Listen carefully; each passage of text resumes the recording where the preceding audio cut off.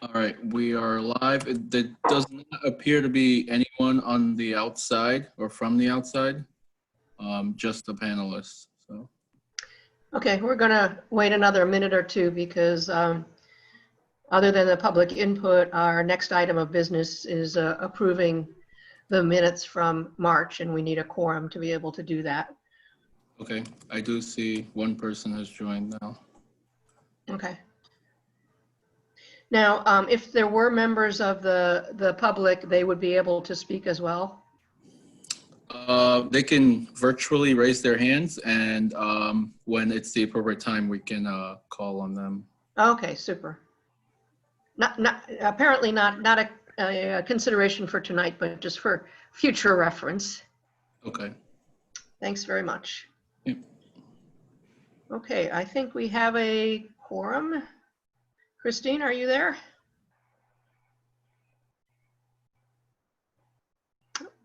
Yes, I'm here. Thank you. Okay.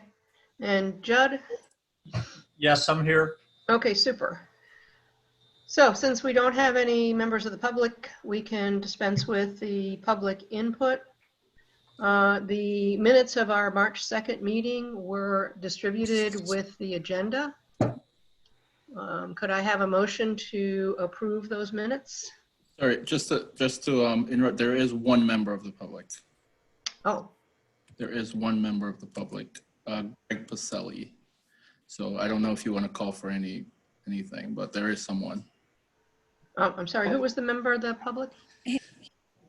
He's not, it's Greg Pacelli. He's not a member of the, he's staff. For some reason, he was having trouble getting in. So could you make him a panelist? I can, just hang on a second. It's Greg Pacelli, right? Greg Pacelli, P-A-C-E-L-I, yes. Yeah, he's Yeah. staff. I don't know why he was having trouble getting in, but you need to make him a panelist. That'd be great. I will promote him to a panelist. We also have another one, Barbara McCabe, that just joined. She's also, should be a panelist. Okay, so I'm going to send both of Thank the you. panel. Okay, that's all set. Okay, thank you very much. Yep. So could I have a motion to accept the March minutes? I'll make a motion. Judd, a Yes. second? So moved. Deborah, are there any additions, deletions, corrections? I'm just curious, who's taking the minutes tonight? Delene is here. Oh, got it. She's staying anonymous. Yes. As always. Hi, Delene. Hello, how are you? All right. Okay, all those in favor, say aye. Hi. Aye. Opposed? All right, passes unanimously. I've moved new business up from its usual position at the bottom so that Steve can do his presentation and then go take care of his dog. So Steve, and again, I would remind you, if you are not speaking, if you would put yourself on mute so we don't hear any noises. Ready? I'll jump in if you want. Yes, please.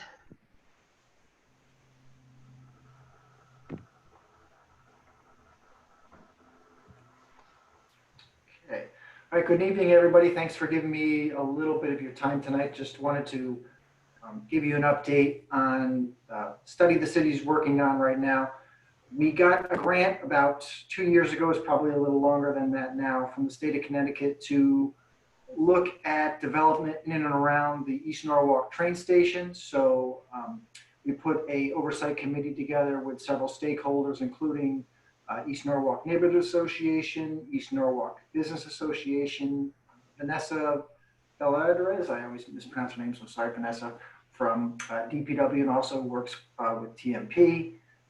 And we also have the third taxing district represented, the Planning Commission, the Zoning Commission, and Common Council. So we engaged a consultant to help us with that effort, which is the Harriman Group. And they also have a couple sub-consultants that are working on things. There's some items in here that I think will interest your group. So I wanted to just give you an overview of the study itself and then, walk you through some of the particulars. Feel free to jump in with questions at any time. I don't mind being interrupted. Okay, so here is kind of like, in a nutshell, the 10 big themes or so that come out of the plan, and I'm going to go into each one of these in detail just to orientate everybody.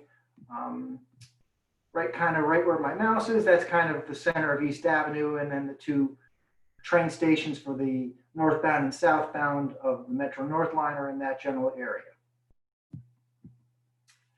So the first big theme that comes out of this is there's the creation of a new zone in that along the East Avenue corridor, basically from 95, just south of the train station, just around the Gregory Boulevard area.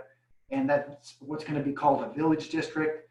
And what the village district allows is the creation of design guidelines and oversight by the zoning commission. So any new development has to adhere to some different standards that exist right now. We're proposing to increase the height by 1 additional story. Right now, they're allowed to go up to 2.5 stories. We're proposing 3.5 and increasing the density. And in order to do that, they have to meet several additional amenity standards, which I'll get into in a little bit. So they have the ability to stay at what they're at right now, but if they want to add density and height, they have to comply with some additional standards, which we see as enhancements to the neighborhood.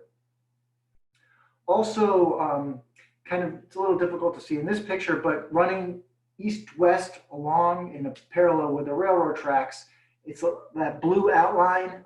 It's a little difficult to see, but it's the blue outline through here, and it goes up Winfield, comes down a little bit towards Liberty Square. That's what the city calls industrial one-zone land. And so one other thing we're proposing is if you maintain the ground floor commercial or industrial use in that area, you can add some residential at a very modest density in there. And the idea behind that is for property owners to keep that commercial use, is one of the goals of the study, but also to monetize their property so they can get a little extra value out of the land that they have. And the last one that is on this slide is this little bit of corner area down right by Gregory Boulevard and Cemetery Street. We want to do a little bit of rezoning to kind of line things up around the cemetery. And there's some traffic improvements in that area that I'm going to get to in just a second. Two other areas we looked at. One I think will definitely interest you guys is the first one is the Liberty Square area. We're recommending that be kind of preserved. We're not proposing any enhancements to it in terms of adding bulk or height or density. We want to kind of keep it the way it is and help put some standards in there so it remains that kind of beachy feel to it and that nice little plaza area. Another, I think, a significant amenity which has bearings on a lot of the work that you do is the creation of a promenade that abuts Vets Park. There's been looked at before to add some bike lanes in that area through there. But in talking with the consultants as the study came forward, we said, you know what, this is a real opportunity to utilize a little more of the parkland. And we're going to coordinate that with you guys, coordinate with Rexham Park and also with TNP on enhancing that. So it's really kind of a promenade that connects East Norwalk to South Norwalk. And that could be done through a number of different things. That could be just added green space along there, much wider sidewalks. And one of the pictures that we found was kind of interesting were these big outdoor gaming tables where people could do things. There could be exercise stations, a whole slew of things depending on what people really wanted in the area would get created in that space. And again, similar to what would happen in Liberty Square, the Cove area we're recommending also be looked at as another area to be protected. We're not proposing any additional height or any additional density. It's just an area that people really identify as kind of a unique area of the city, and we want to do things that enhance that. And there are a few areas on the outlier areas that we're proposing to downzone. So they're commercially zoned properties now, and we'd like to return them to residential to really match what we're seeing in the area. And another recommendation that goes along with that is that can concentrate growth and development along the main spine of East Avenue, which is where we'd like to see things expand to. Somehow I think one of my slides jumped, so I'm going to back up for just a second. I apologize. There we go. I jumped right through this slide, so I apologize about that. There is some relevance too in this area. One pointed out, the area labeled number 5 is also another area that's zoned commercial that we're going to recommend be zoned residential. And we also think the city should take a hard look at relocating the DPW garage somewhere else.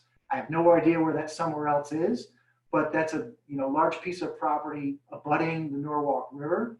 So we think there's probably a better use of that property. And in the long term, it might make sense to relocate all that critical, all the city vehicles, get them out of there and get them away from the water. The other area that's labeled number 2 up there, there's an area around Osborne Avenue that's kind of functions as like de facto affordable housing. So we want to look at some programs similar to what they do in South Norwalk to enhance those and preserve those. Now I'm going to jump back to where I was. And I did touch on these, Liberty Square, the Promenade. So also I think relevant to your group is along East Avenue, where we're going to require things to be much more pedestrian friendly. So we want to have things on the ground floor that are interesting to the eye, that hopefully someday we're past this COVID issue, and that there's people walking out in the streets again, and they're coming in and out of doorways and shops and businesses. We've required additional public realm space, and we're also requiring wider sidewalks, and that can help with pedestrian access through these areas. This is a little bit about the zoning. I know it's not necessarily what you get into most days of the week, but this just gives you a little bit about what we're thinking in terms of the added density and height for the area. I've described it as very moderate and measured compared to what we've done in other areas, particularly in South Norwalk and along Wall Street, West Avenue. The density it's not nearly as dense, and the height of the buildings proposed is very modest at 3.5 stories.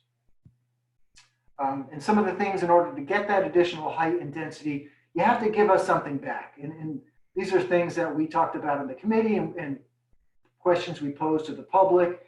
So we want to see things like public art, water features, areas where people can sit and congregate.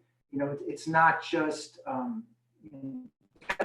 benefits to the city and to East Norwalk for these the additional height and density to be realized. Here's a few pictures that show examples of that, where you have some outdoor seating, there's public Wi-Fi, public art. We're looking at ways to make green infrastructure part of it, and green infrastructure can also be considered public art in some cases. So we're looking at different things along those lines to really kind of change the aesthetic and the feel that you get along the East Avenue corridor right now. So this is just kind of showing you an example of what kind of we'd like to see the feel of the area, if and when it redevelops. So it's important to note, because sometimes the misinformation gets out there. We're not proposing taking any property. This is just providing a blueprint for if and when property changes hands and gets redeveloped over time. We'd kind of like to, dictate the outcome of it, as opposed to being reactionary to things that come into the office. So here's the corner of, it's kind of an odd intersection where Gregory, Winfield, East Ave, and Rogers Square all come together. Right now you have the I'll use my words carefully, a gas station on one corner. You have not the best use of property with one-story buildings in a very close proximity to a Metro North train station. So we looked at some different things. Could you do 2.5 stories there? Could you do 3.5 stories there? And so the rendering we came up with, the rendering we came up with on the kind of the bottom right of the screen shows a 3.5 story building a little closer to the street. There's a wide seating area that's out there available to the public. There's shade trees, there's green space, there's a much more walkable environment. The parking required is to the rear of the building, so you don't see a sea of asphalt, which is kind of indicative of too many of our developments that we get. So we think this will be a much more pleasant area for people to congregate and visit. And another thing I mentioned a little earlier was there's design guidelines that go with this. So any new development is going to be bound to these design guidelines. So what we heard throughout the process is there's like kind of a nautical theme to East Norwalk. So we looked for examples of design for not only buildings, but for streetscapes, building facades, lighting, landscaping, sidewalks, the type of lamps that we want to see there. So we've kind of settled on some areas that we really thought were appropriate. There's a bunch of pictures here from Greenwich, Newburyport, Massachusetts. We looked at Rockport, Massachusetts. We also looked at some places in Westport, just to give you a sense of the kind of design themes that are going to be incorporated into the plan itself. Here's a couple more shots of Westport, and Brookline, Massachusetts was an area that had, though it's not a nautical area, had this kind of indoor gallery space that people kind of thought could work in certain instances. And here's just a few shots of some storefronts and some landscaping type features, signage, bike racks, all different kinds of things that we want to incorporate into the design plan itself. Another component of the plan was looking at transportation recommendations. And East Avenue is kind of a complex area because you have state routes, you have walk bridge construction that's going to impact the area for years to come. And we identified areas that have shortfalls in terms of existing sidewalk infrastructure, existing bike lane infrastructure. And we also looked at that around Cemetery Street and Gregory Boulevard and maybe ways to add bump outs.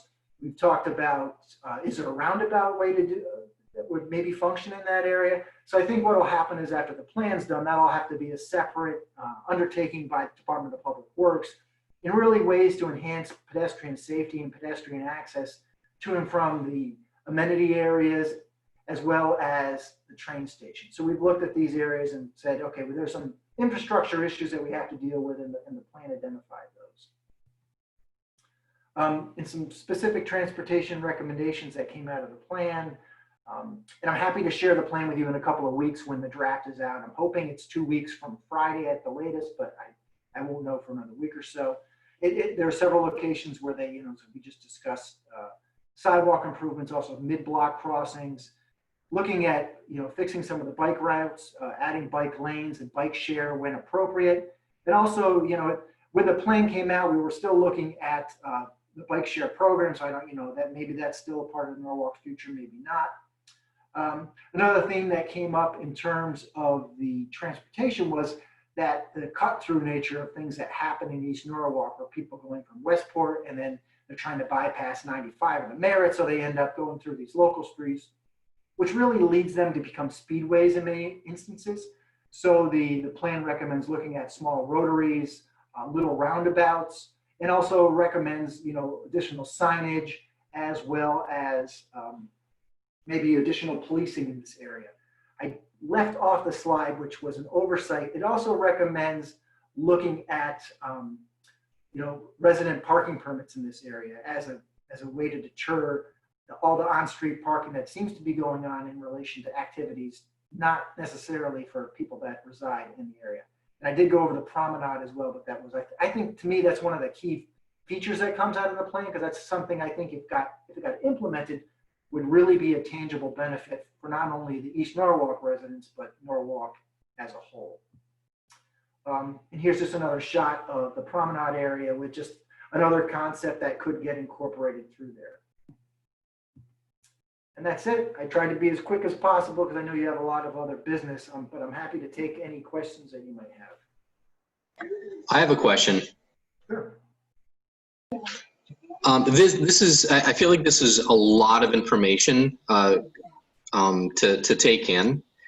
So my question is, on every step of the way, what are your recommendations for our commission to have a hand or to participate in every, like I'm just trying to grasp, like, how do we get involved with all the meetings of because we're talking about a dozen different things here. And I can see where we all have a vested interest to make sure that this particular part gets done right. By right, I mean it does benefit pedestrians and bicyclists. And I just want to make sure that we're involved going forward. What are your recommendations for that? Sure. So the next step in the process is that there's the committee I mentioned. They had their crack at the draft plan. The consultant's making those edits now, and then we're going to put that out for public comment. I'm hoping in about 2 weeks time frame, plus or minus a couple of days. Then we're going to schedule a public information session at the end of June, where myself and the consultant will present the plan. Probably a little more detail than I went into tonight. But then that will be out there for further discussion. We'll get feedback, kind of in a similar format than we're doing tonight. Ultimately, what has to happen is the Planning Commission will have to amend the city's plan of conservation and development to include this plan as like the governing document for the East Norwalk area. And that precipitates 2 public hearings where additional comment is brought in. And then the Common Council also gets a referral. The Planning Committee will more than likely hold a public hearing as well. Specifically, when we get into the implementation stage on the, the bike issues, the pet issues, that will be probably involving you folks in on, specifically when we get around the Gregory Boulevard area for sure, because that's a little tricky intersection. And then the promenade will probably want to get feedback on, here's some of the thoughts that we came up with, here's the cost, here's the things we can do and probably can't do, and what would you like to see and not see. So I can definitely see that role. There's other items in terms of, specific sidewalk improvements or bike lane improvements that, we're happy to refer that out for you. The plan won't develop any specific bike lane requirements outside of what's in the plan now, because that'll be like the actual implementation would go through the normal city process at that point. The plan just identifies areas where they think there's a gap right now that needs to get fixed. Thank you. Steve, I have a question. Go ahead, Judd. Yep. In one of those slides there, you had, it looked to me like it was square footage requirements for new housing units. The slide. So right now, what I understand here is if someone is to build a 3-story apartment or 2-story multiplex, each unit has to be 1,650 square feet. Is that correct? No, you need in order to build what we'll just call a dwelling unit, whether it's an apartment, a condo, whatever the legal entity is, you need 1,650 square feet of land for each Oh, unit. land. Okay. Okay. And is there a minimum dwelling size? There is that space. It's kind of a loose definition within the housing code, and it's probably, I think, like 350 square feet, but that's a really, really small unit. Yep. Okay. All right. That was my question. Thank you. Yeah, Steve, I want to jump in. First of all, I want to say I love all the work that you guys have put into this. I love all the consideration that you've given to pedestrians and to cyclists, and to just the general fit of the whole plan together. And it's that fit, it's that the interdependence that I want to speak to quickly. You mentioned that our committee would have an opportunity to chime in on the particulars when it comes to the sidewalk infrastructure and the biking infrastructure. And I think that's great, but because all of these elements are so interrelated, I feel like we, at least personally, I would love to be able to speak to other elements than just that. For example, the traffic calming.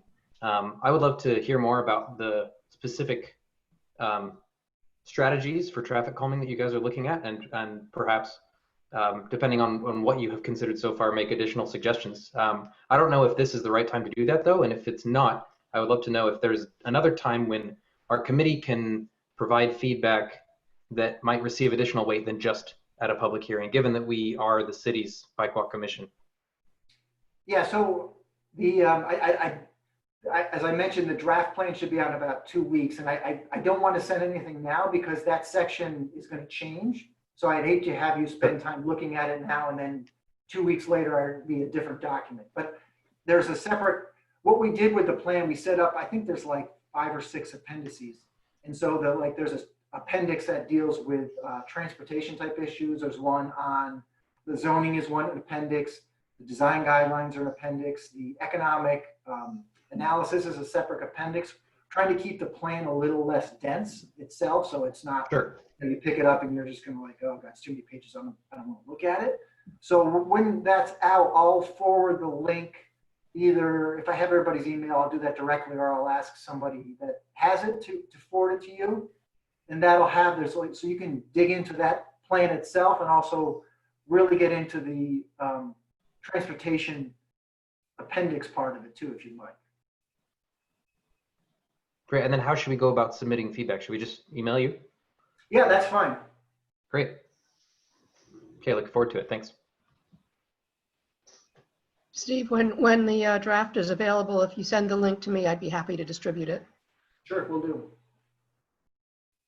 I just have a question, Steve. This is Christine Bisegli. I'm not on camera, but thank you. It looks really great. I was just wondering, how would it impact the Ludlow community housing there from, I don't really know on the backside. So it's Emerson and then Winfield. See if I can find a map that's.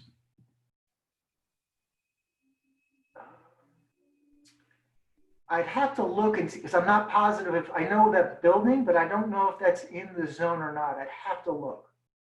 Okay. And I'm not sure how many residents are in that facility either. I couldn't find that information. So it's important to note, because this came up a lot during the public meetings that we had, that even if there's a business or a use in the new zone that's there now, they can legally continue to operate. We don't have the ability to force anybody out of business. We're not recommending anything like that. So even if something became non-conforming, which I don't think that would, they'd still be allowed to operate under the law.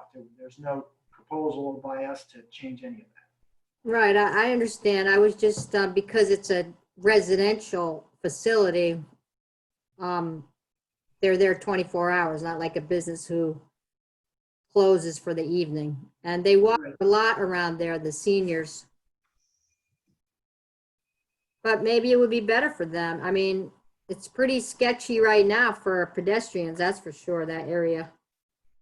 Yeah, I mean, that's one of the big goals of the plan was connectivity and walkability, so that we were trying to get that. That was a theme that came up a lot from the public was there are many areas where there's some areas that are really nice to walk and there's some areas that are really unsafe and unfriendly to walk. Where is that senior housing, Chris, that you're talking about? It's at the very end of Emerson, across from that Baptist church. On the cemetery, Judd. Right on the cemetery? Okay, on the back, I know where it used to be the school there. I think it's right here, right?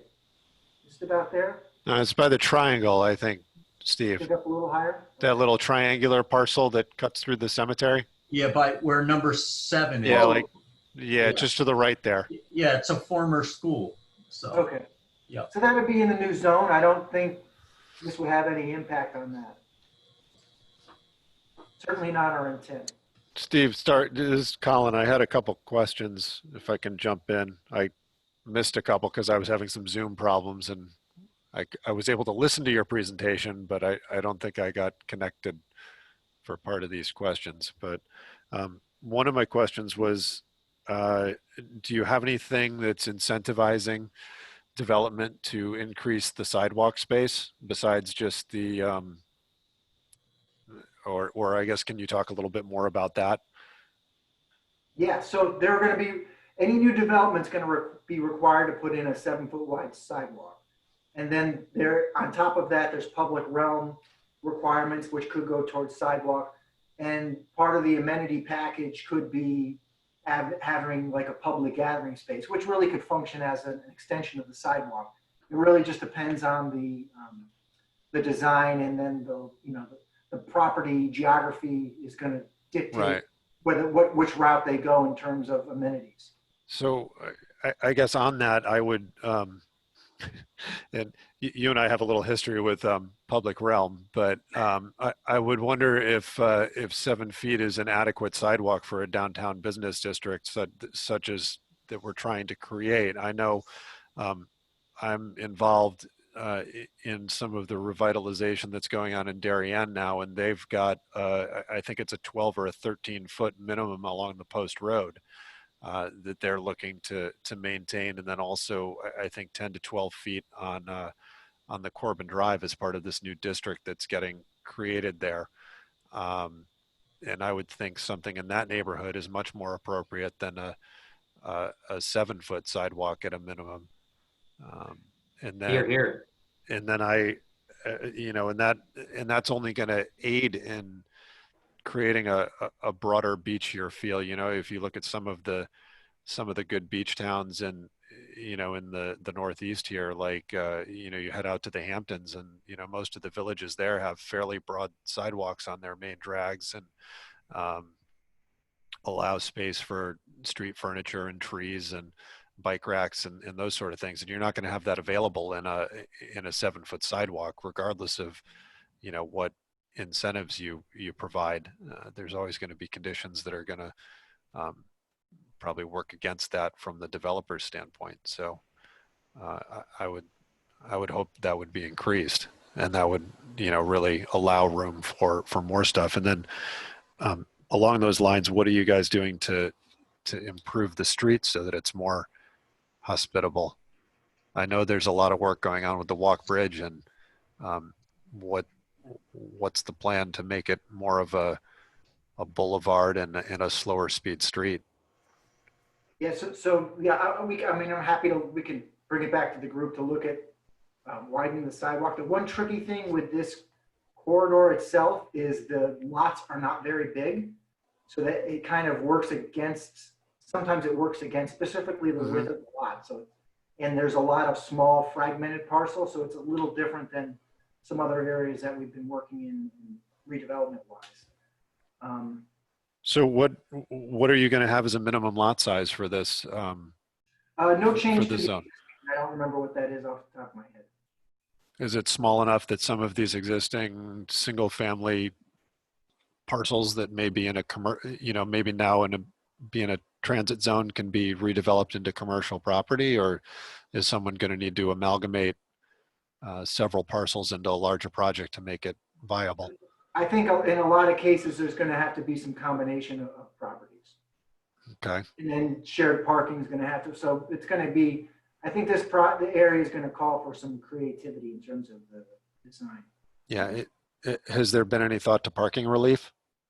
Yeah, we put some things in there, and there was a lot of pushback on that. I mean, I wish we had a stronger, that's one area I wish we had like a stronger recommendation on relief from. And it's trying to, there's external pressure in the neighborhoods too. So we don't want to do anything to put the cars further out from where they're supposed to be. Right.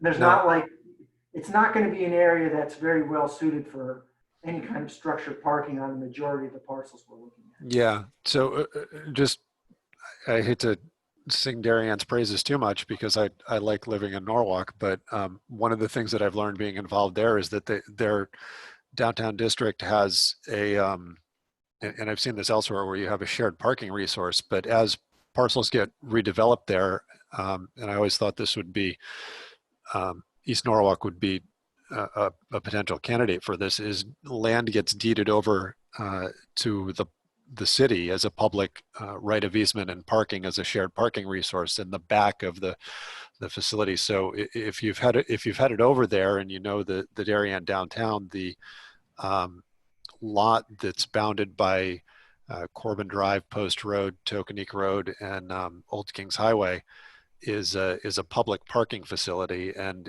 even though the private ownership is maintained, the city has I believe a perpetual right of use on the shared parking resource until there's another master plan, I guess, or something that would be taking that away. Has there been any thought to trying to force, for lack of a better word, a shared parking resource in back of the retail strip?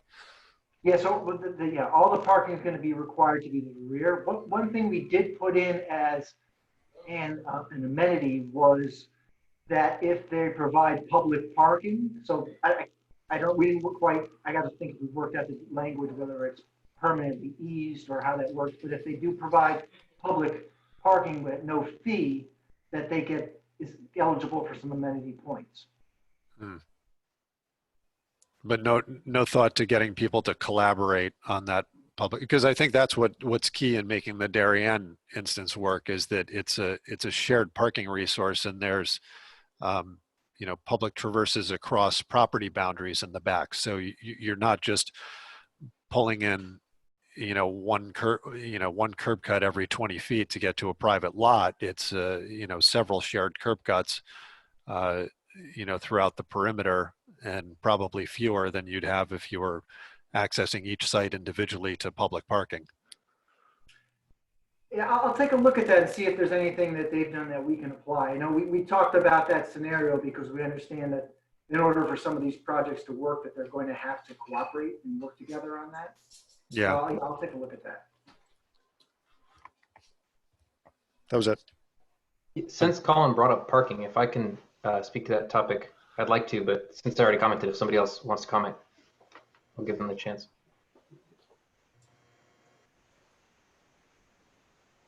All right. Yeah, so a couple of questions about parking. I mean, all the transportation issues are very interrelated, like I mentioned earlier. I'm wondering, given that this is a move in the direction of more transit-oriented development in East Norwalk, is there any thought given to shifting some of the mode or anticipating a shift in the mode of people coming to and from the train station? In particular, it would be good to know, for example, how many of the people who use this train station live within a certain radius, within a walking radius, within a biking radius. Also, how many live that could be serviced by the bus. Another related question would be if there's been any communication or especially integration with the Norwalk Transit District to make sure, because there's a bus line that serves the East Norwalk station. I don't know how heavily it's used by commuters, but it does stop in both directions there on East Avenue, right at the station. So as this area gets rezoned and perhaps the street gets redeveloped to some extent, if there could be consideration taking into where the bus is going to stop so that the bus can become a more attractive way for people to connect to the train station. Yeah, so I know that's like a question one, but go ahead. Yeah, we did, we're aware that there's a bus line that runs through there, and we actually, one of the design guidelines we put in there was picking up, make sure we have the appropriate bus shelter, so we are aware of that. Great. Yeah, I mean, changing people's habits to get them to utilize the train versus the car is that's a tricky thing to do. We did do surveying, and Sure. as part of this, in terms of trying to reach out to why people are driving versus taking the train, trying to get some of those things. We did some intercept surveys at some of the local businesses and got a little bit of data. I don't know if we came up with any kind of aha moment where we had the magic bullet to anything, but yeah, I think it's just a long process of changing habits, and the present crisis is not going to help us get people to pile into a train car together anytime soon either. Steve, Steve, I think that study the Parking Authority commissioned. Catherine, are you here? No? Okay. I am here. And you are? Okay. The $200,000 study, who did that for us? Walker. They spent some time at the train stations interviewing people about where they live, how they got to the stations, and things like that. Mm-hmm. I think that's in the report. Yes. Yeah, we did use that, and we talked to those guys. So you did? Okay, good. Steve, one other thing that, this is Colin again, one other thing that I had in my notes and that I thought when you were giving the presentation on this map section here is the industrial zone that's on Fitch Street there. I was wondering if there could be some sort of, I don't know, maybe intermediate zone or expansion to the residential properties that are on the north side of Fitch Street, because if you're increasing the density and creating more of a neighborhood, that's going to want to get a little bit more intense, and those lots are probably deep enough that they could sustain some development on the street and then have a reasonable buffer for the residential properties that are still much more of a neighborhood on, what is that, Myrtle Street. And that would give you, that would start to build the block out down to Lower Strawberry Hill and give you a connection to the commercial property where Dooney and Burke is on, I forget what the name of that street is. Yeah, I'm not sure if you read Nancy on Norwalk or not, but I'm in a dogfight Yeah. with what I'm proposing right now. So I think I'll live and die with what I got for now. And the balance can always be. Yeah. The plan's not meant to be a static document. It's got to get revisited and looked at some point in the future. But yeah, there is opposition to this from certain sections. So what we try to do. What I don't have on the slide is, those study areas a half-mile radius from train station.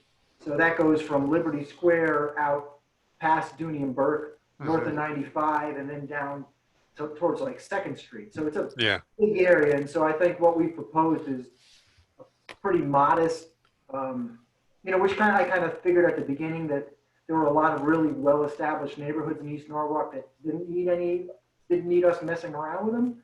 But there were certain areas that really needed some concrete, really specific recommendations.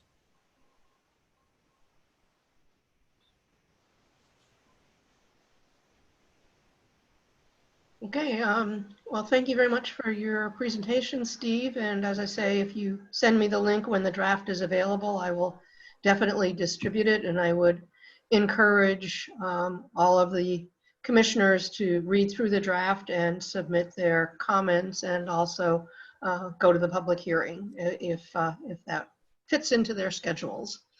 Anybody else have anything before we move on? Okay, great. Thanks. Thank you, Steve.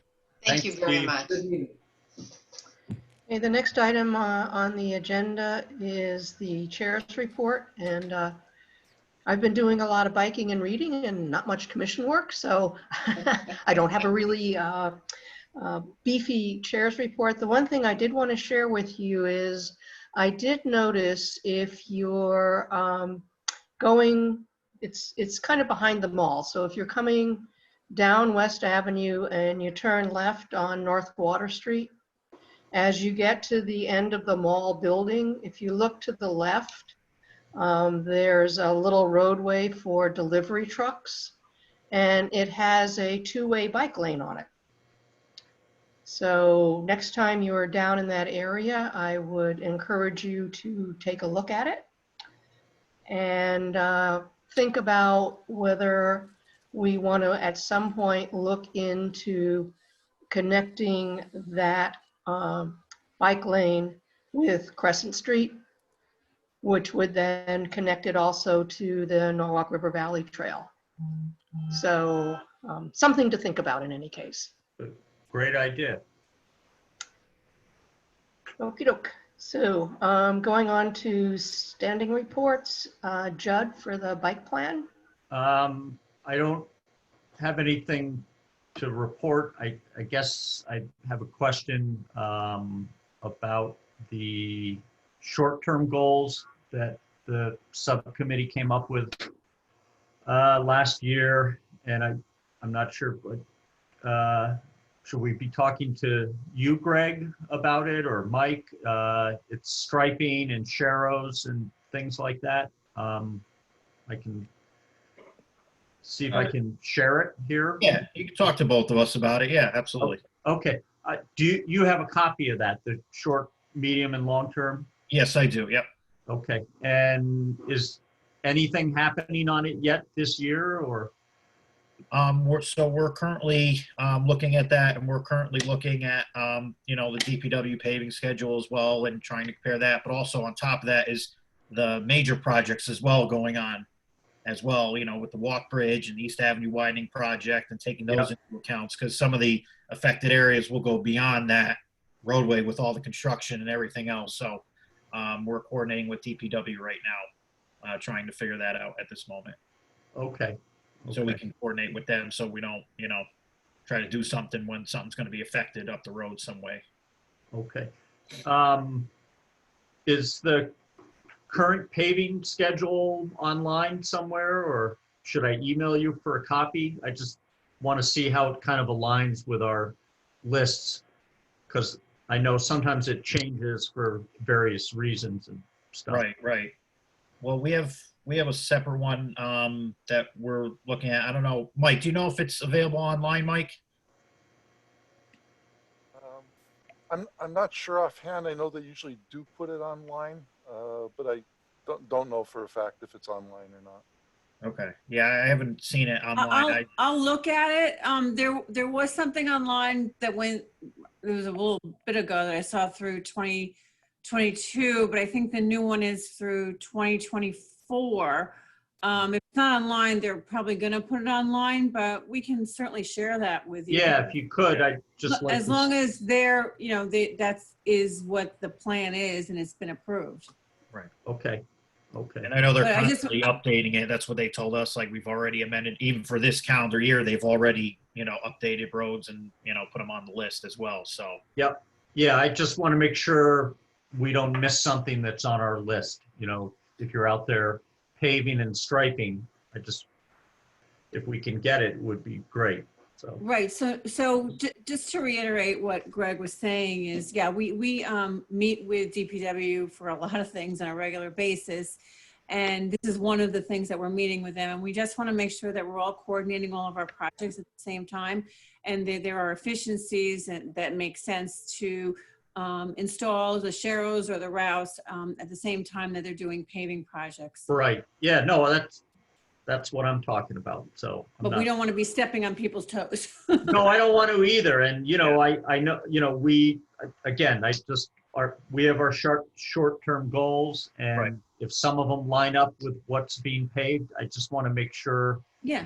And even if, and the list that they sent us as well, some of the roads aren't being paved, but there's going to be maintenance work that is going to be done where they're going to be tearing up a portion of the road, whether it's Eversource or utility company or sewer drainage. So, you know, there could be a half-mile portion of the roadway that's going to be ripped up, you know, in some aspect or another. So that's another thing that we have to look at as well. Okay. That TPW has been updating us also. All right. Well, so the work that you and Colin did, I think the two of you were working together. Yeah, and Tanner and Gary. Yeah, right. The group of you, that was very helpful to have that. Okay. Okay. Thank you. All right. And Judd, we did coordinate our plans with the paving schedule that was available at the time, but that was last fall. Yeah. Yeah. And I know, you know, stuff happens, things change. So I just wanted to look at it again when we can.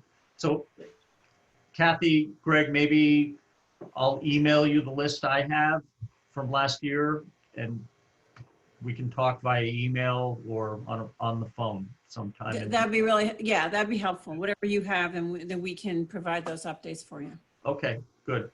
Thank you. Super, thanks. The next is events, which is a bit challenging in the current environment, to say the least. But Barbara, would you like to let us know what your thoughts are? Yeah, not a whole lot happening. I can tell you more about what's been canceled.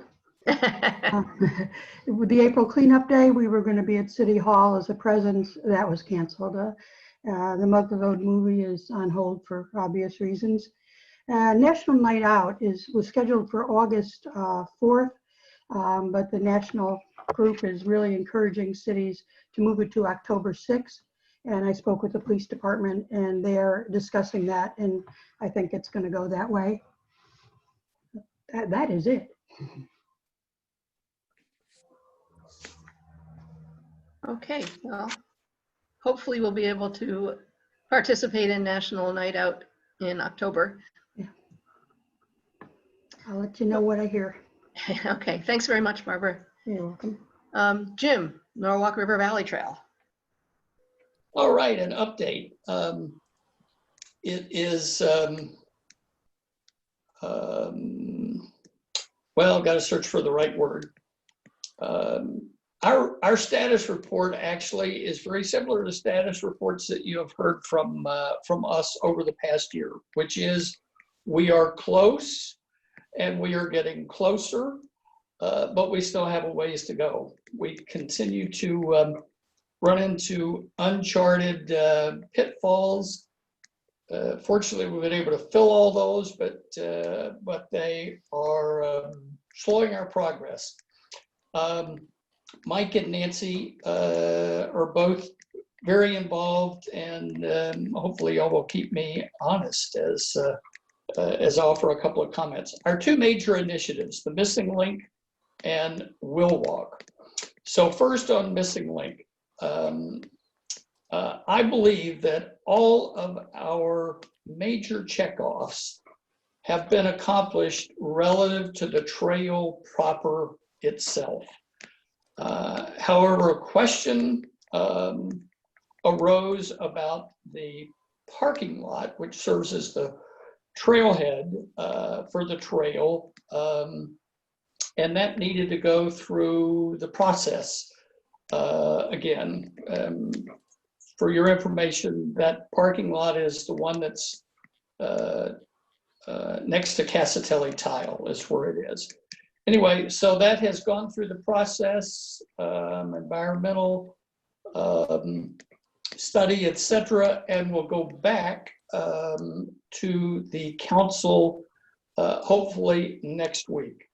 So assuming that that proceeds satisfactorily, that will get us back positioned to consider the bidding process and or RFP process, and then subsequently bidding process later this summer or fall. But I think it's time to pull the curtain back and be honest and say that realistically, I do not think it's reasonable to consider construction or to expect construction in this year. So I see this as a spring 2021 endeavor. But I really do think it's going to happen.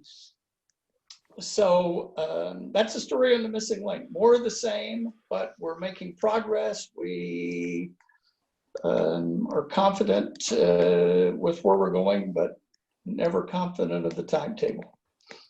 Any questions? All right, next I'll go to Will Walk. Now, as you know, this is a joint project that we share with Wilton.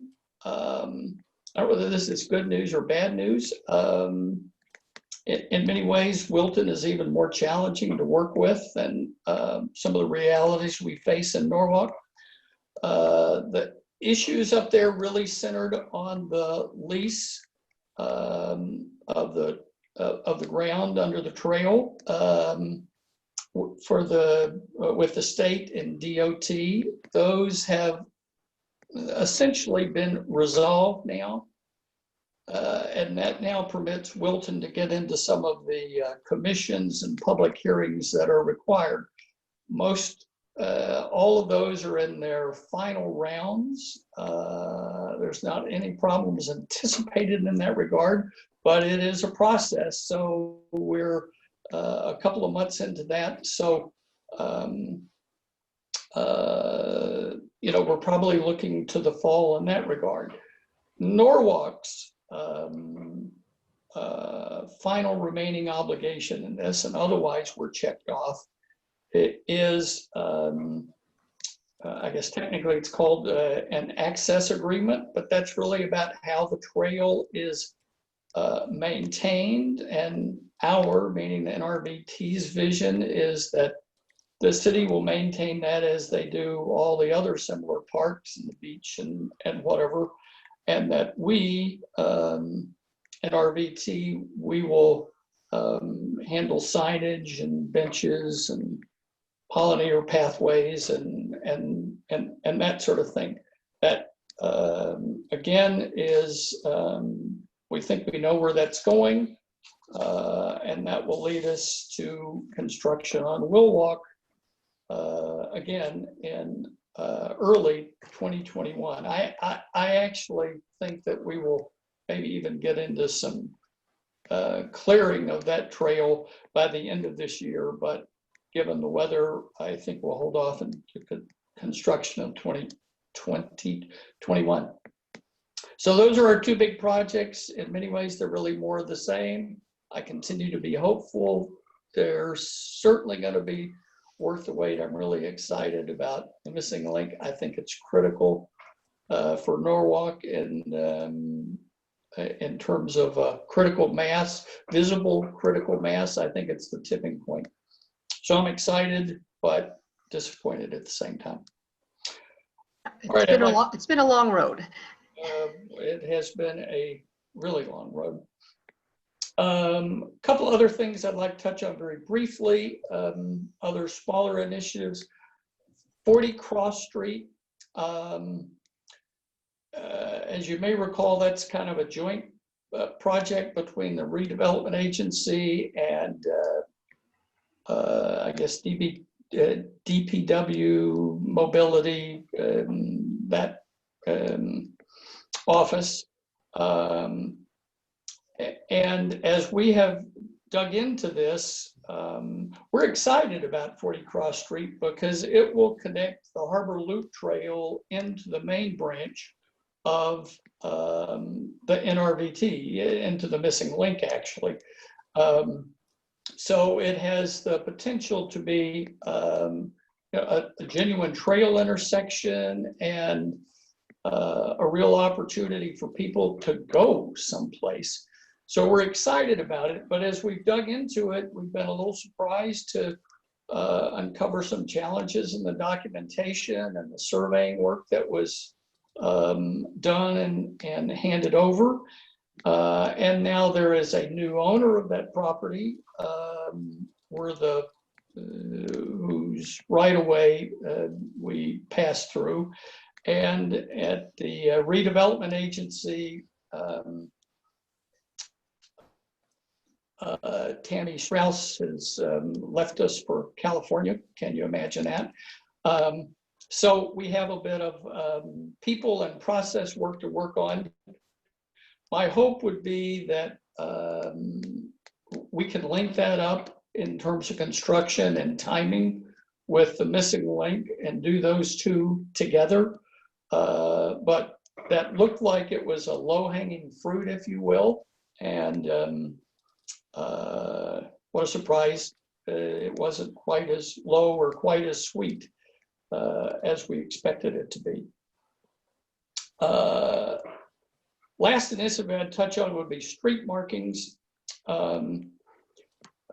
We have envisioned a really substantial enhancement to the wayfinding, I'll call it, of the trail from all the way from Pasture Beach up to, well, currently Union Park, and then now the current appendage up at the substation, so that a person who is not familiar with the trail and who is not familiar with the city can really, in an idiot-proof kind of way, follow their way along those 3 miles of trail. So we wanted to upgrade. We have partial signage now. We wanted to upgrade it. And in particular, we're concerned and think there's an opportunity about some of the major street crossings. And so we are looking at doing some of the paintings and markings on the street. And we're working with Mike to put that together on some, I guess, short-term opportunities that have emerged, some other projects that are under consideration that we could tie into. But the ultimate goal is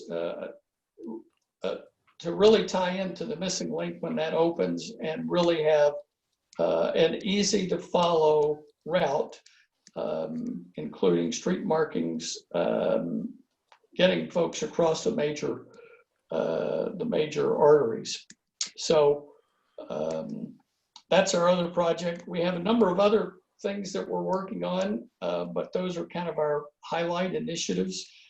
And one last, I'll close with one last point, and that topic is always difficult, is fundraising. Because of the higher cost associated with the requirements that the state laid on us to develop Will Walk, which in rough numbers is between,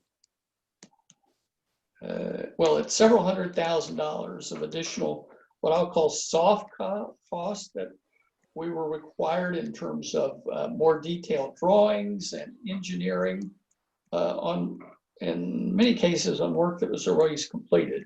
Anyway, that was already completed. But in any case, our costs have gone up substantially to construct Will Walk.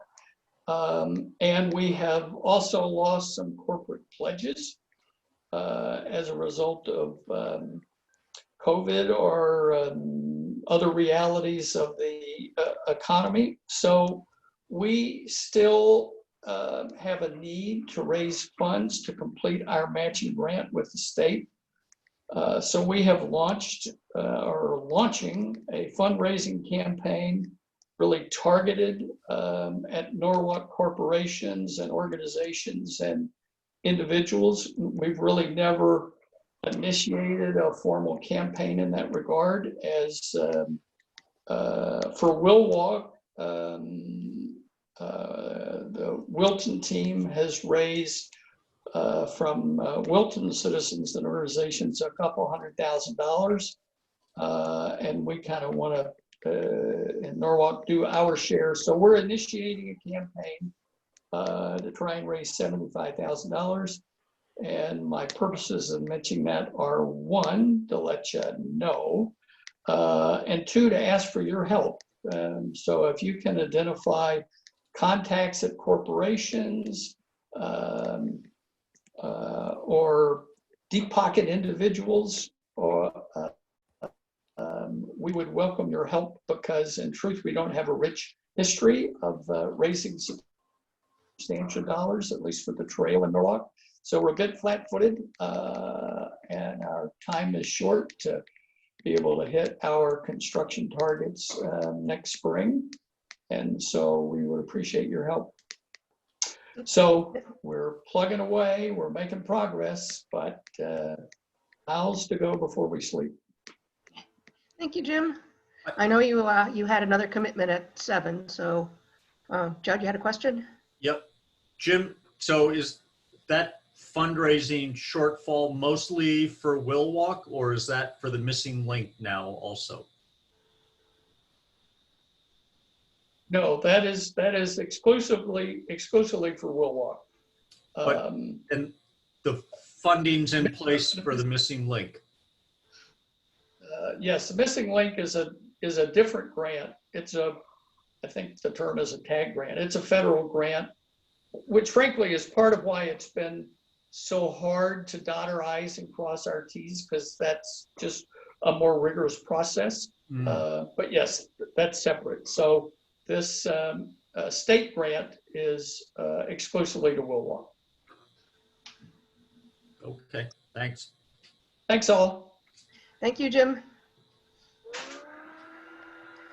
Okay, Brian, what's the pedestrian committee got in its plans going forward? I know a lot of what you were. Sorry, it took me a little bit to unmute myself. Before Jim goes, I've got a quick question for him about the funding. Is he already gone? I think he's already left, but what's the question? Oh, I was wondering like what the rough order of magnitude of how much funding he's looking for. Right now, 70,000. 17,000? 75. Oh, 75,000. Gotcha. All right. I don't know if I can do much about that, but I'll see. You were okay when it was 17. Well, in particular, yeah, if you can do 17, we'll take it. A corporate grant program that I could find at my company, but I don't know. 75 is a lot, but I don't know. Well, you know, we don't need the entire 75 from one source. Yeah, that's true. That's true. So, you know, any information that you might need, let us know. Yeah. While I've got the floor for a minute, can you remind me what the Will Walk is, where it is exactly? It's the connection between the trail in Wilton and in Norwalk. It basically goes up Glover Avenue And one branch of it will cross using one of the unused railroad tunnels. And the other one will cross further north at, I believe it's Sear Hill. That's right. Yeah, I remember this from our previous presentation. Cool, thanks. That's all. Okay, thanks. Anyhow, Brian, I know you haven't had a chance to meet with the pedestrian committee, but hopefully you'll be able to meet with them remotely in June. And I know a lot of what you were planning involved the schools, and obviously the schools are probably have a few other issues that they're thinking about right now. But anyhow, Brian. Yeah, you nailed it. We're looking at a meeting for June. I believe it's the 16th, which is Tuesday. I'm just looking at my calendar. We should have a meeting on the 16th. And again, the focus will mostly be on the Highland Avenue area in front of Brookside and Brian McMahon schools. Yeah,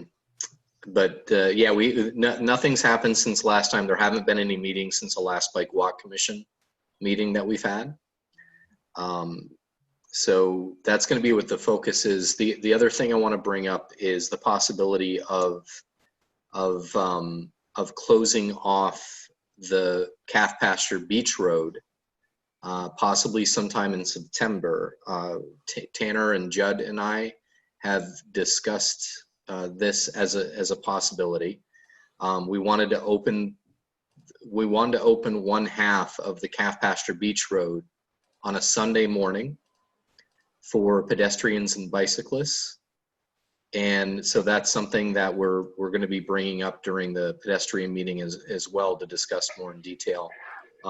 But because it involves bicyclists as well, I mean, I don't know if this meeting, if it's more appropriate to really discuss it here, but obviously we don't have it on new business. So I didn't want to discuss it in detail today.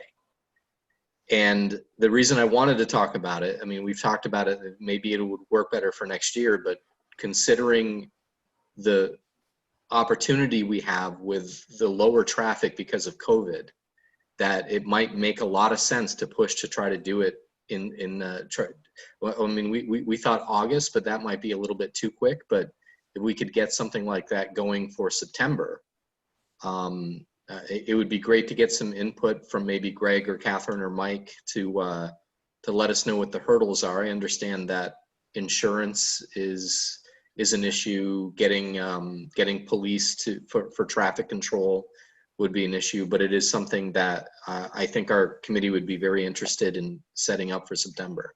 Okay. Yeah, I think that's something that you need to flesh out the details with the appropriate people at the city level before we bring it to the commission. I didn't know if... Oh, I'm sorry, Brian. You had talked about this and we had talked about this. I think it was in March. Nancy, remember, because we did have a conversation about it.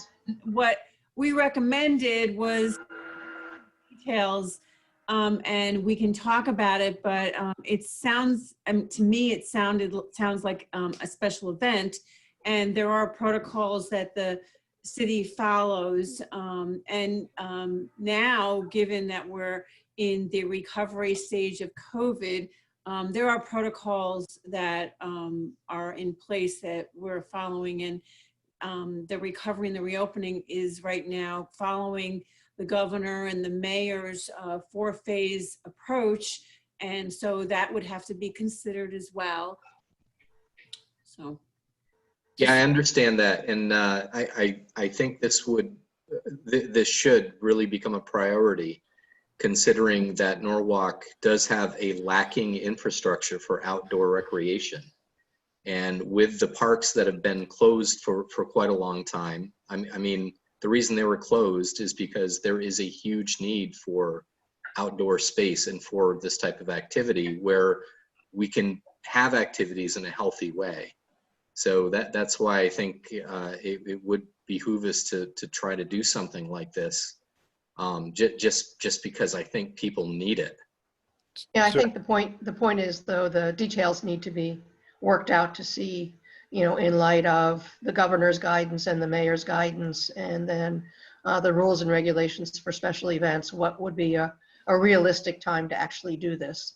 Well, that's not a subject for tonight's meeting. Right. I just don't want this to get bogged down as being classified as special event and falling under certain restrictions when, Yeah. I mean, this is something that very specifically could benefit the populace immediately. And I think it's something we should really look at.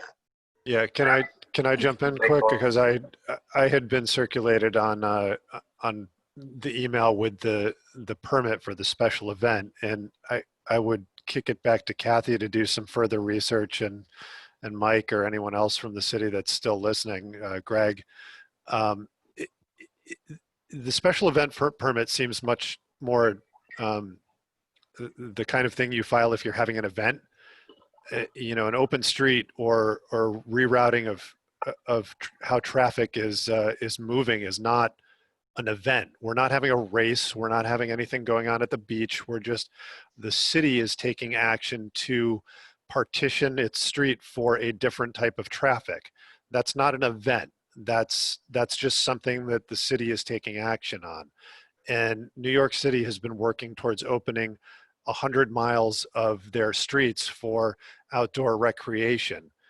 And I can't imagine that they're having the police be present for that entire 100 miles. You know, this is not a race. This isn't something that we're inviting people to compete on or even generate money for charity. This is just the city is clarifying the traffic directions. Colin, this is not something we're going to settle tonight, so No, I would realize ask, that, but I think, you know, I'm with Brian in that the characterization of this is very much not a special event as it is the city is reproportioning its street surface for a short period of time in the same way that they do crowd control measures. I don't think they take out special, you know, insurance policies every time a DPW truck pulls over and patches a pothole for, you know, half a day. Well, and there's even more direct precedent here with COVID in South Norwalk on Washington Street, right? They took away all the parking and they expanded the sidewalk so that there was room for tables, outdoor tables for restaurants. So I don't imagine they got a special event permit for that. Can we go through the same channels that they went through for that? So guys, let's move on in the meeting. I think we're all very interested, the four of us here in particular, are very interested in this.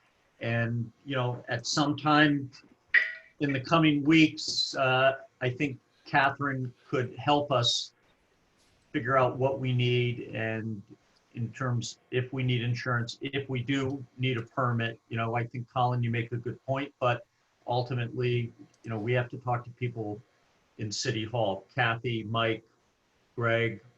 So yeah, I agree. What would be really helpful, if I can just say, is exactly what you want.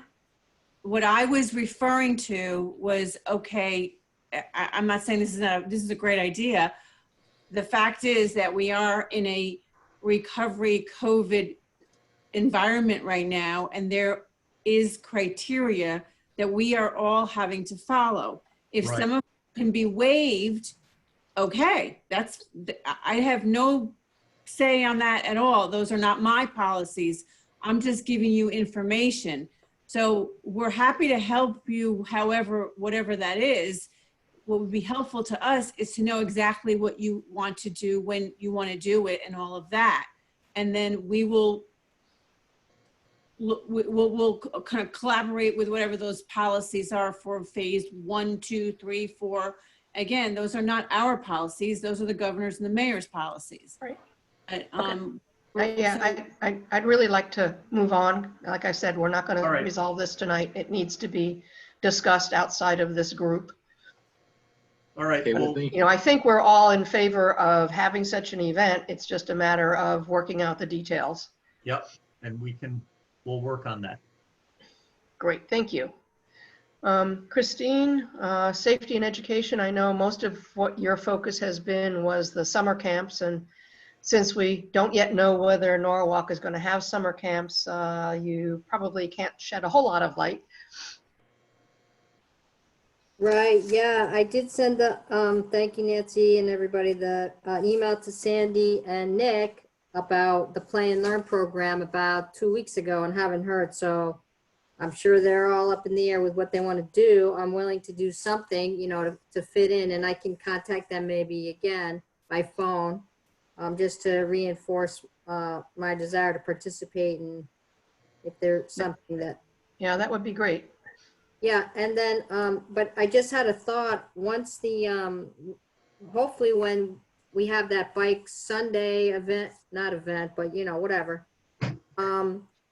I'm just thinking it might be fun to do some sort of like Bike Sunday with some lessons somewhere in a parking lot for families or something like that. Yeah, that would be a good idea. Yep. And we might also do something with proper helmet fitting. Okay, well, thank you very much, Christine. Strategic plan, I'm temporarily taking that over from Deanna because she seems to be distracted by other things. So I will be convening a meeting of the Strategic Plan Committee, which at the moment I believe is Colin and Judd. So if there's anybody else that would like to join that committee, what we will be doing sometime this month is evaluating our current strategic plan and coming up with a strategic plan for the coming fiscal year to talk about at our July meeting. Nancy, if you want to add me from a staffing point of view, so sure. Will do. Thank you very much. That'd be great. Okie doke. Moving on, website, Deborah. So actually, this should more accurately be called Facebook. Yeah. Because I've been, the website is pended, but the Facebook account for the Bike Walk Commission has been fairly active. I've been posting 1 to 2 articles a week. And they've sort of had 2 themes. One is how to stay active during the COVID period. And the other is, I guess, what I would call silver linings. The cities that have been claiming more public space for bikers and walkers during this period. So if you would go to the Work Life Commission page, and if you're active on Facebook, if you're so inclined, like it. And if there are other people that we can be inviting to join it, please do so. And if there's content that you would like to post, please let me know, or just go ahead and post it and I will do so. Yeah. So Well, I guess that's pretty much it. Yeah, thank you, Deborah, because you've really been doing a great job. I really appreciate it. Teresa, the walking update. Hi, everybody. Just to go back to the website for something, if there is anything that you all want to, I know there's been multiple discussions about changing the page or updating the content, feel free to just let me know what that is. And I can do it for you, probably not in the first 24 hours, but I can get it up there for you. So thank you. You're welcome. In terms of Norwalker, everything is on hold. We at first, it was on hold for weather, and then it was on hold for staffing issues, and now it's on hold because we're not encouraging large groups of people to get together. So Julia is taking a look at different models for virtual walks that a lot of fundraising and advocacy groups have been doing. Marathons and half marathons have been holding a lot of virtual runs. And so looking to see what that could look like at a community level, depending on how long we are in these different phases, whether we want to just hold off until we can all get together again, or start to plan something virtual. And then she's also working on materials for staying safe in parks and trails and those kinds of things in terms of COVID related safety measures, combining those with some of our usual safety measures. But other than that, we're really on hold in terms of any kind of group activity, looking at translation for some of the existing maps, and some tips and tools for other things related to staying well. But really a lot of, 96% of our manpower is looking at COVID response right now. So we're doing what we can to integrate some of our other work into that. Okay, thank you very much, and we really appreciate you taking the time to join us tonight because we know you're kind of busy. Sure. Thanks. Okay, Greg and team, the transportation planner update. Catherine, you want me to go first, or? Yes, do your Okay. I'm sorry. I usually get, mute and unvideo myself when I'm not talking. So go ahead. That's fine. That's fine. So obviously with everything going on, it's kind of been spotty at City Hall, going in and out. And, of course, my office also moved. So been kind of limited to what we can work on as far as software perspective is concerned. So like the Safe Routes to School project on Highland Ave, we're still in the design phase right now. Slowly but surely, everything's kind of being delayed at the moment for, obvious reasons. But we're still finalizing the specs as far as the raised crosswalks, where the sidewalks are going to be placed. We're looking at a lot of the rights of way, where the sidewalks can and can't go, and, where to strategically place them to benefit the most amount of kids walking to school and just the neighborhoods in general. So we'll keep working on those design phases as we, hopefully get back to City Hall slowly but surely. Also, we made for the connectivity grant along Route 136. So we made a preliminary submission to the DOT. We are working on getting the sign off. So because it's a state road, we have to actually physically go out there. I know Mike had told me that that Amy was going to work on looking at the actual spots where the signage was going to go along the state road and working with the district on that, so we can get that all finalized, and then we can get all the final designs up to the state. So we're in that process right now of continuing that project. So hopefully, so we'll get that worked on as the spring and summer goes on here, and work with the state and get that finalized. But other than that, I know there's a lot other stuff, but being out of the office, we can only work on so much right now. So, that's pretty much it for me as far as, bike walk stuff. So. Like we said, we're collaborating with DPW on your short-term goals. Right. We did talk about the bike the shelters, the bus shelters, et cetera. But again, given what's been going on, the focus has been the response and now recovery with the transit district. So they're also dealing with that. I will tell you that we are meeting regarding the micro transit this week, and they're looking to roll that back out in July.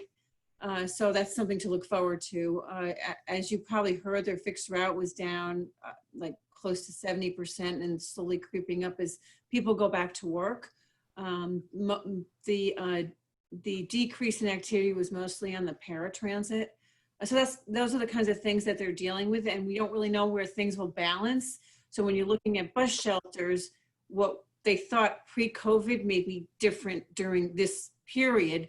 So we need a little more time, or they need a little more time to kind of figure out where that plan is going. Like everything else we're all doing, we are kind of all starting from scratch with no real great empirical data, because all our data that all of us have and all of our functions and responsibilities are pre-COVID. So we're kind of dealing with all of that right now. The other that I wanted to just mention to you, a project that was delayed was the Rainbow Crosswalk that was originally slated for May, but now that will be installed at the beginning of September.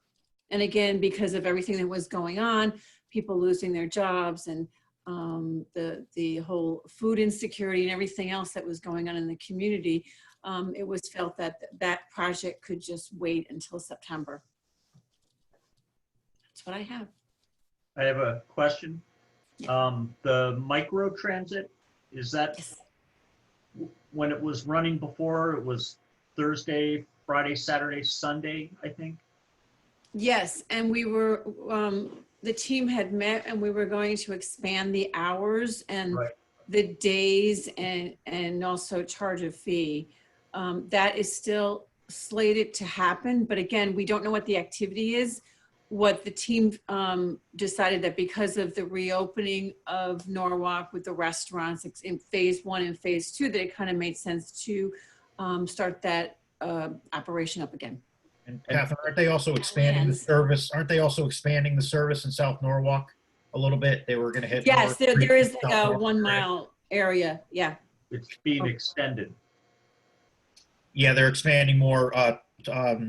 Over that choice, over by the Eastward Choice towards neighborhoods South Norwalk. area. Mhm. Choice neighborhoods area. Yeah, over by Day Street, by Oh, that. down there. Okay. Yeah, with all of the residential development down there. Okay, good. Okay, thank you very much. Can I just bring up one more? I just wanted to bring up again the bus shelter or lack of bus shelter across from the DMV. Yes. I really think needs to be addressed as soon as possible. Brian, so the data that we collected and what we got from them, they have already proposed that spot for a shelter already, the transit district. I don't know if it's money they're waiting on or if it's just timing. I'm not sure, but they have already slated that as a proposed shelter for whenever they can do it. Okay, very good. Thank you. Yep. We'll follow up with that, Brian, to Yep. see what the status of that is. Yeah. Okay, great. Thanks. Yeah, thank you. And last but not least, under old business, Judd, you wanted to talk about the Clay Street bike trough signs? Yeah, I'm happy that there's a sign up there. I did go over and look at it a month or so ago, and I have to say, I find it's kind of high up, and it was a little hard for me to find it first.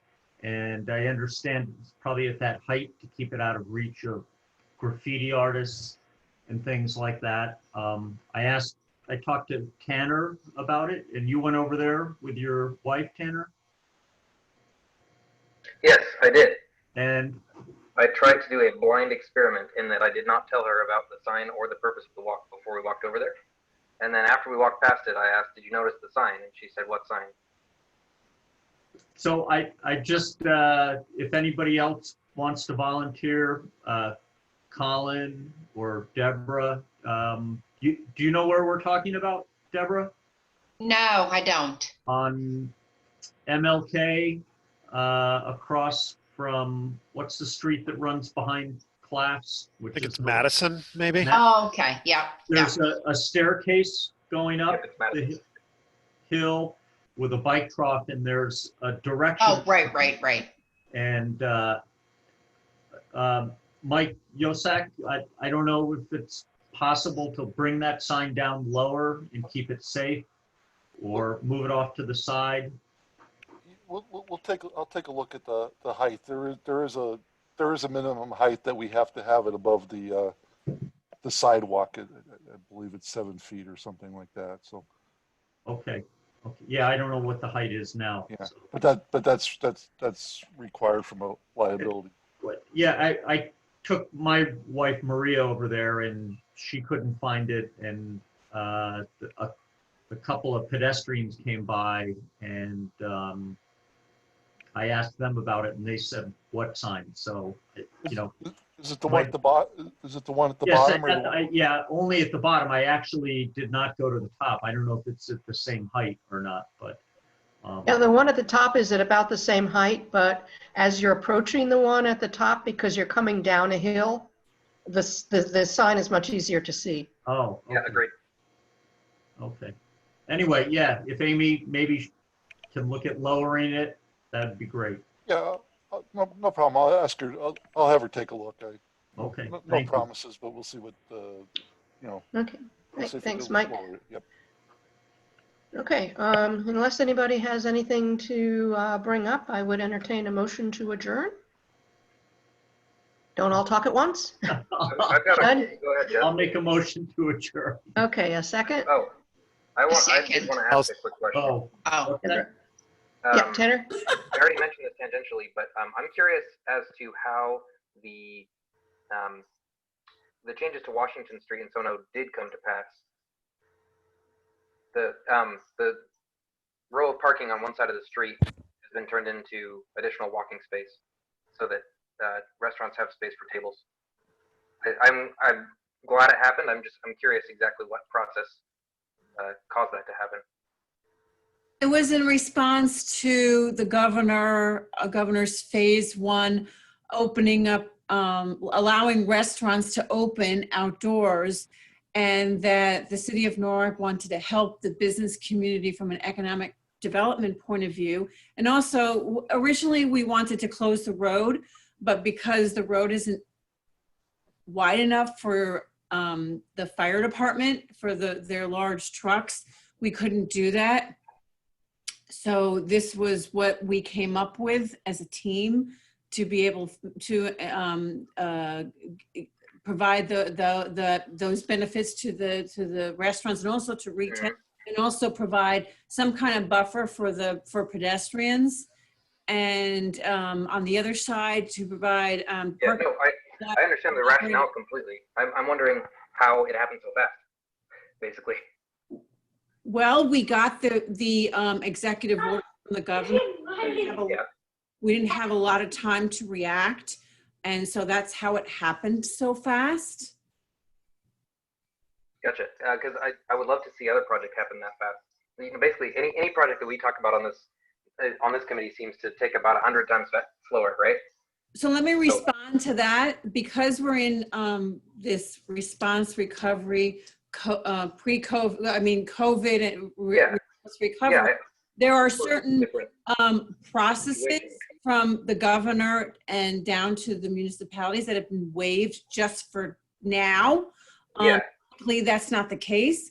Typically, we all have to go through a huge legislative approval process, but some of these have been waived because we have to balance the health risks and the economy at the same time in a very short period of time.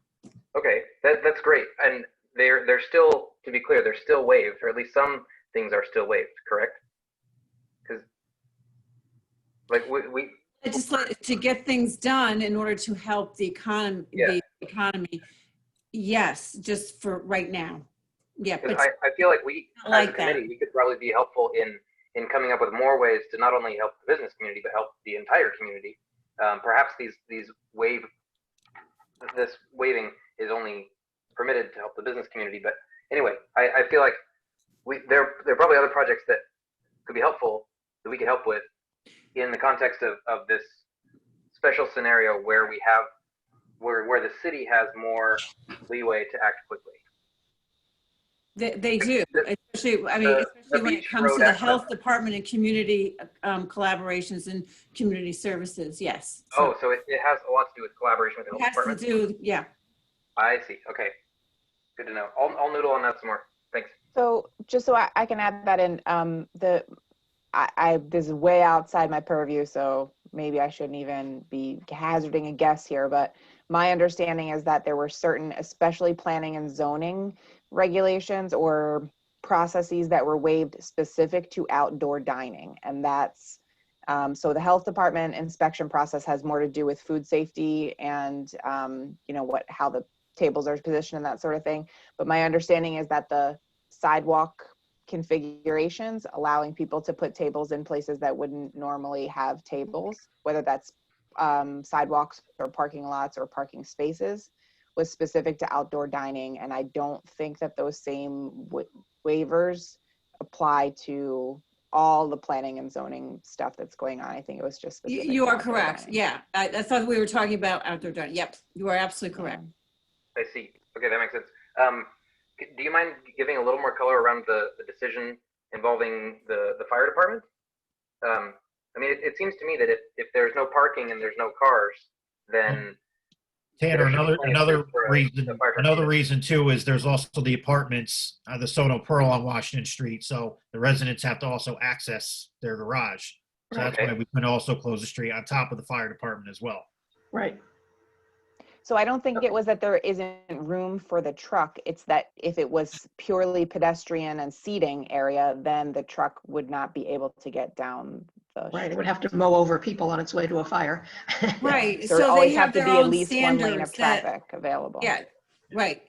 They need, I don't remember what it is, I think it's 20 feet, but I'm not really sure. But there's certain criteria for the fire department that have to be met in order to provide the necessary safety that they're required to do. Okay, yep. I think we've probably spent enough time on this and we're a little over our time. And Yeah, since we I had appreciate all the answers to the questions, so thank you guys. since we've had a motion to adjourn and it was seconded, all those in favor say aye. Aye. Aye. Opposed? Okay. Thank you all, and I'm not sure whether our July 6th meeting will be in person or online, but my guess is probably will still be online. But I think this worked pretty well, and thank It you worked to our wonderfully. IT guy for his help.